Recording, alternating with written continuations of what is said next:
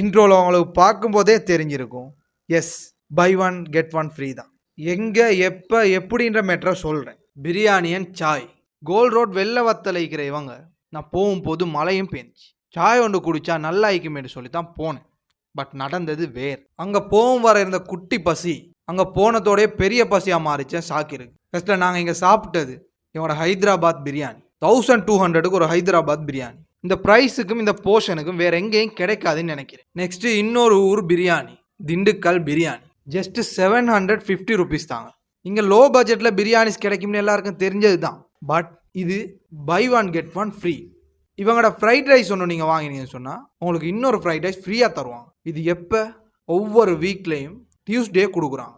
Low பட்ஜெட்டில் பிரியாணிஸ்ன்றது ஒரு நல்ல பிஸ்னஸ் கான்செப்ட் தான். இங்கே வந்ததுக்கு இவனோட பட்ஜெட் பிரியாணியை சாப்பிட்டு பார்க்கணும். 550 ருபீஸில் இவனோட பட்ஜெட் பிரியாணி, அதையும் சாப்பிட்டோம். எப்போவுமே ஒரு ஃபைனல் டச் கொடுக்கணும் இல்லையா? ஸோ இவங்களோட சாய். என்ன சாய்?